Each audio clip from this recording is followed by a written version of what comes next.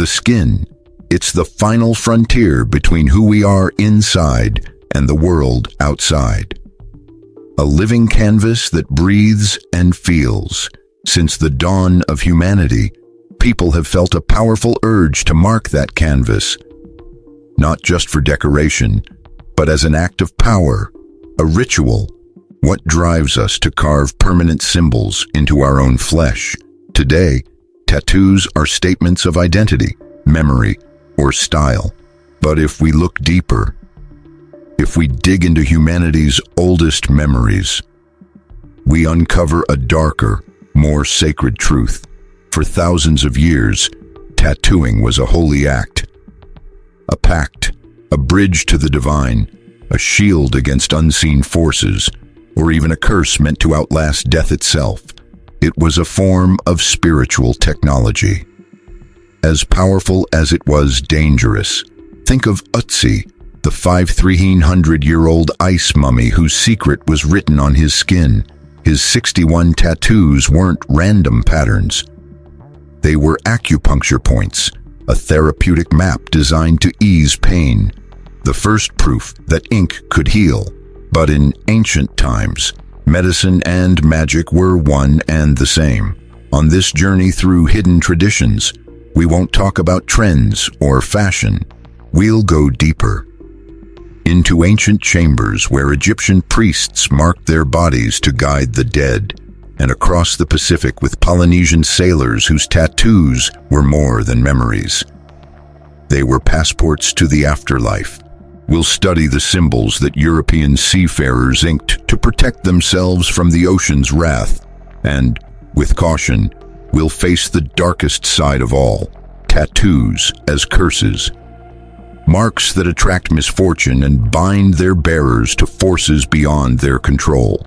When we choose a design without understanding its true meaning, we're playing with fire. A tattoo can be a shield, or a doorway that should have stayed closed. If you're ready to uncover the secrets humanity has written in its own flesh, stay tuned. What's coming will make you see every tattoo in a completely new light. Before modern studios and sterile needles, tattooing was a sacred ritual performed in a dim hut, to the rhythm of chants, in a trance. The skin wasn't just a surface, it was a temple wall, and the tattoos were the sacred images upon it. For the Siberian shaman, tattoos weren't decoration, they were a map of his spiritual journey. Each line was a river to cross, each dot a guiding star. These symbols allowed him to transform, to become one with his spirit animal, whether bear, wolf, or eagle.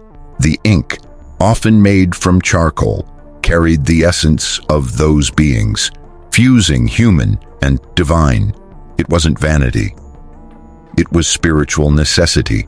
Through pain and ritual, the shaman became a bridge between worlds, and his tattoos were the switches that let him travel between them. One of the most striking examples comes from the Maori of New Zealand, the Tamoko. They believed the head was the most sacred part of the body, and Tamoko wasn't just applied.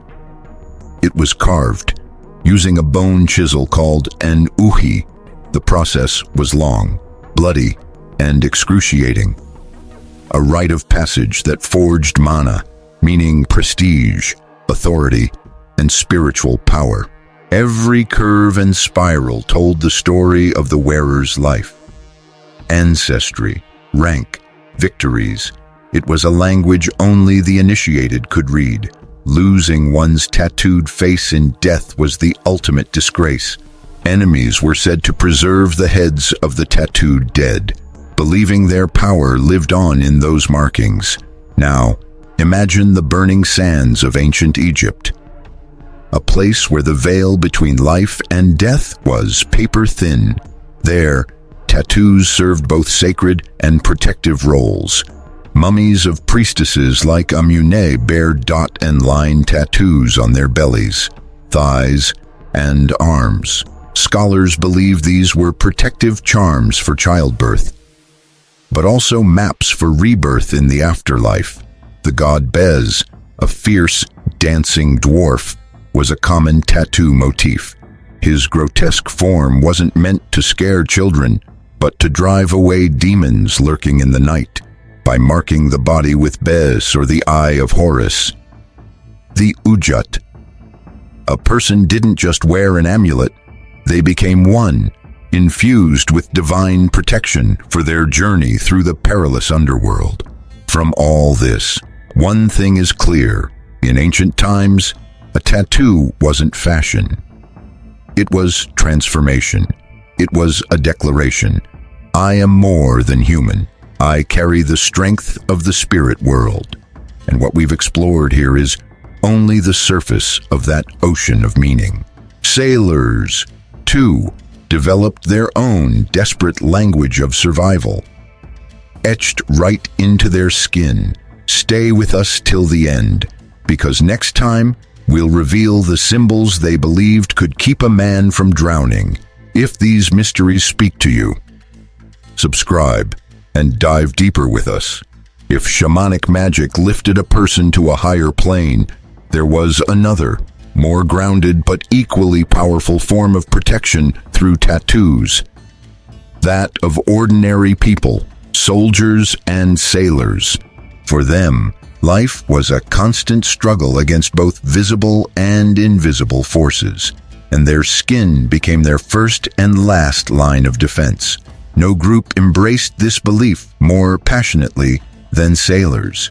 For centuries, these men set out into the unknown.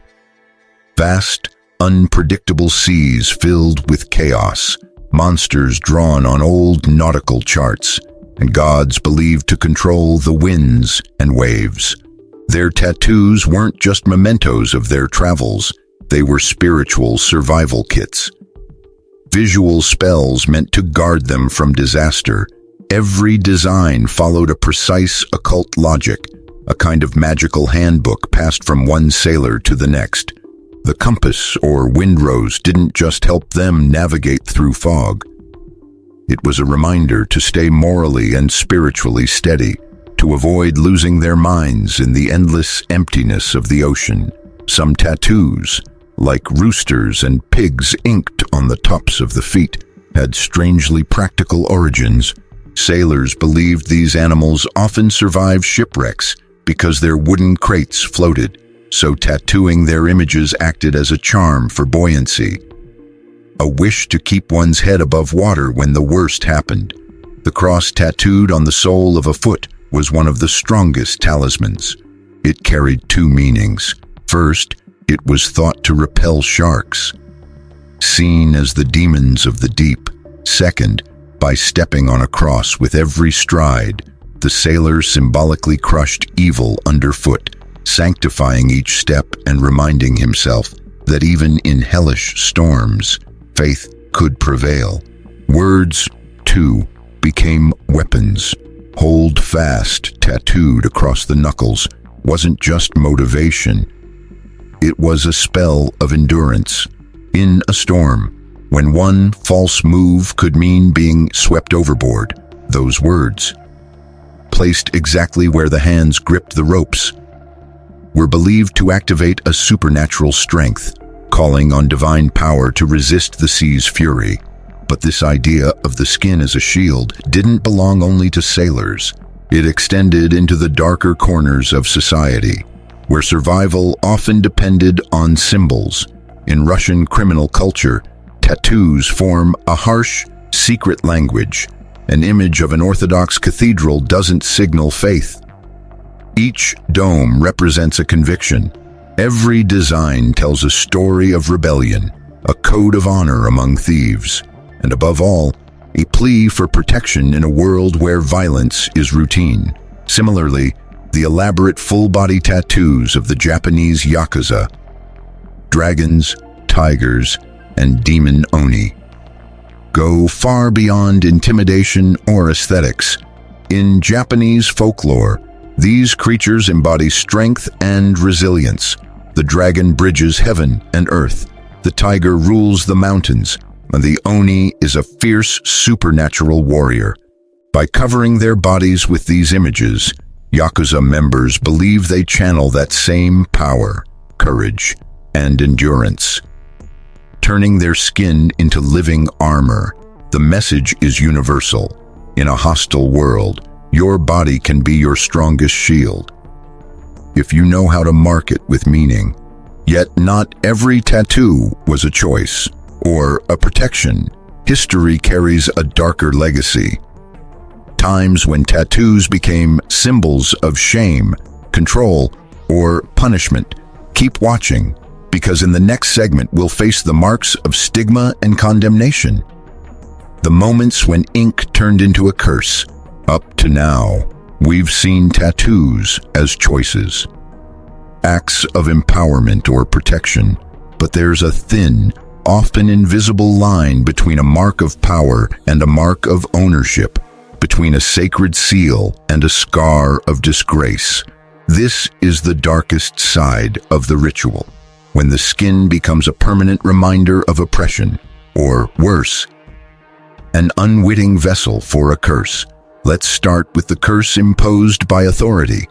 In ancient Rome, the law was cruelly straightforward. Criminals, runaway slaves, prisoners of war, anyone deemed less than human, were tattooed on the forehead with letters that branded their fate forever. A mark for a fugitive slave, a letter for a liar or thief.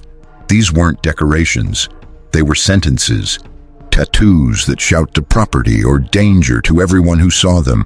Even if the chains were later removed, the stigma remained. An eternal mark of shame etched into the most visible part of the body. This was not protection, it was damnation made permanent. This dark legacy reached its most horrific and industrialized form in the 20th century, with the blue numbers tattooed on the forearms of prisoners in Nazi concentration camps. These marks didn't come from any ritual, yet their psychological and spiritual effect was as cruel as any ancient curse.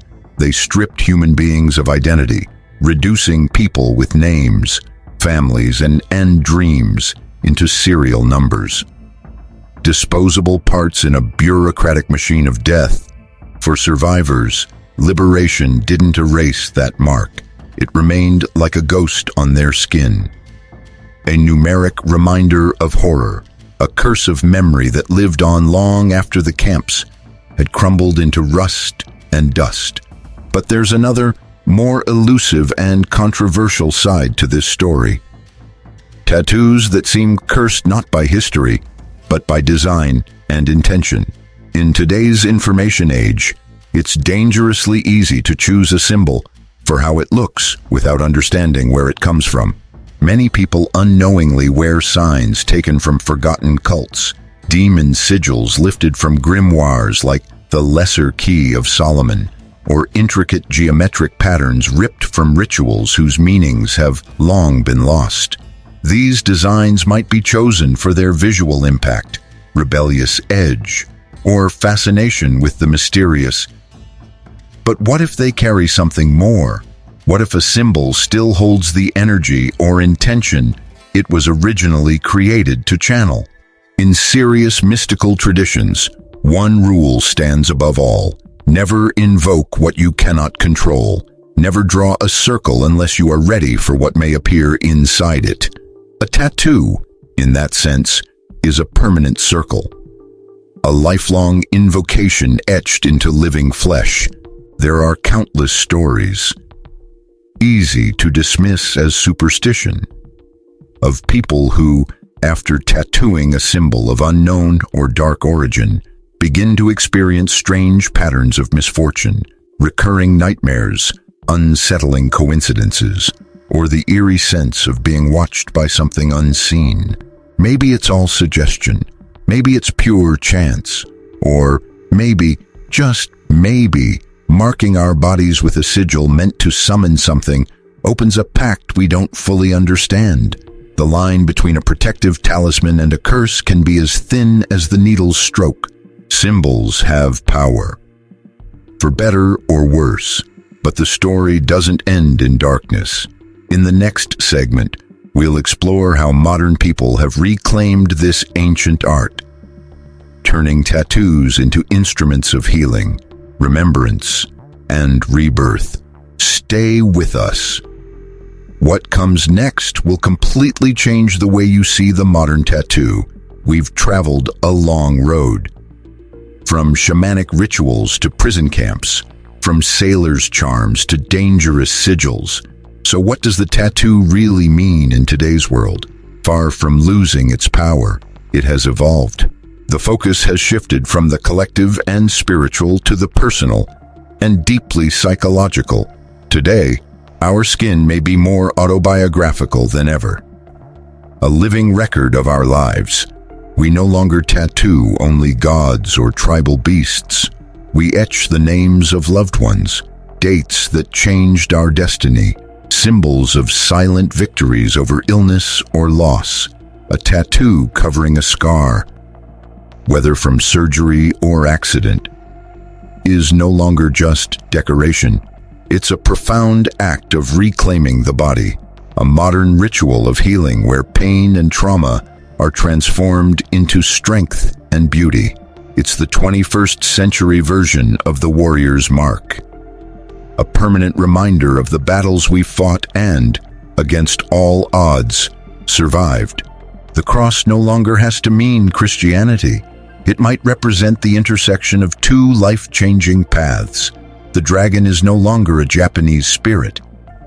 It can symbolize a fierce inner struggle we've conquered. Even a simple geometric design might hold the memory of a moment of clarity or awakening. And yet, this is important.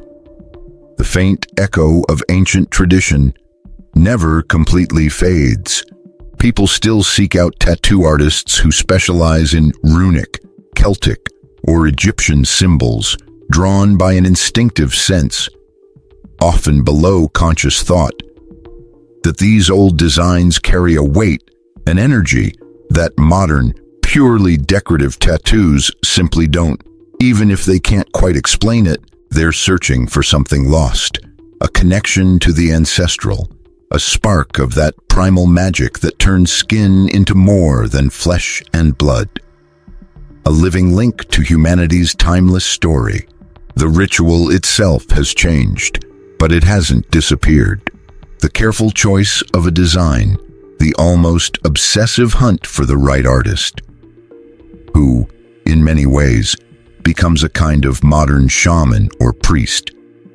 The long hours of focused pain, sometimes meditative, sometimes shared with close friends, and the final moment of revelation before the mirror, all of it forms a modern rite of passage.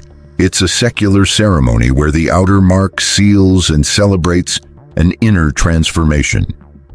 Whether it's to honor someone, to heal a wound of the body or soul, to remember a loved one, or simply to express beauty, the act of being tattooed remains deeply human and meaningful. An urgent declaration to the world and to oneself. This is who I am. This is what I've lived through. This is what I've suffered and overcome. This is what I believe in and who I love. It is memory made permanent, identity made visible, carved into the only thing that stays with us for life. Our own body. We've now traced the evolution of tattooing. But every journey needs an ending.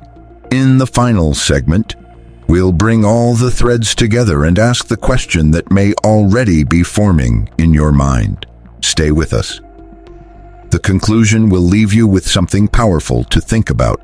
From the sacred faces of the Maori, marked for both the living and the afterlife, to the infamous numbers of Auschwitz meant to erase identity, from the animal spirits of Siberian shamans who crossed between worlds, to the crosses tattooed on sailors' feet as desperate charms against a devouring sea. Tattoos reveal themselves as one of humanity's most complex and paradoxical creations. They exist at the crossroads of everything human, between magic and curse, between divine protection and social stigma, between devotion and dehumanization. They are living proof that, at our core, We are symbolic beings, storytellers who need to express, believe, and leave our mark on the world. And what canvas could be more intimate, and yet more visible, than the skin that covers and defines us? Our skin is both the first book and the last one anyone will ever read about us. So by the end of this journey, the real question is no longer whether tattoos hold power. History, anthropology, and psychology all agree. For better or worse, humans have always given them power. The true question, the one that hangs in the air for each of us, especially those who already wear ink or are thinking of it, is this: what power am I choosing to invoke with my mark? Is it the power to heal an invisible wound, to honor a love that outlived death, to protect a vital journey, or to remember a lesson learned the hard way? Or is it, perhaps, a reckless fascination with the dark and the unknown? An aesthetic choice made without understanding the deeper energies and symbols it might awaken. In the grand occult protocol of existence, a tattoo is far more than a drawing. It is a permanent signature, our seal of authenticity. On the contract we sign with destiny, a spell we cast on ourselves every single day. This journey through symbols written on skin ends here, for now. But the next time you see a tattoo, whether in a museum or on a stranger's arm, remember what you've learned today. You're not just looking at ink, you're seeing a page from a personal grimoire, a shield against adversity, a fragment of someone's inner diary. Or maybe, just maybe, the lock on a door best left unopened. And if this journey left a mark on you, subscribe. There's more to uncover.